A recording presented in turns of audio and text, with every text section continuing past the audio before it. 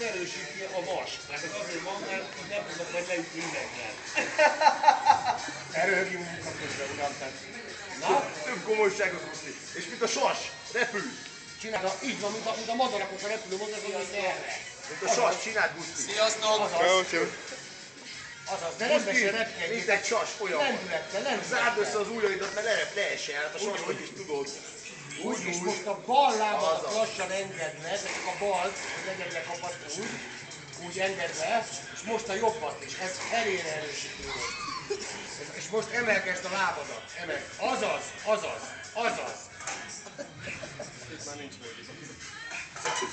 Ezt még 8, 7, 6, 5,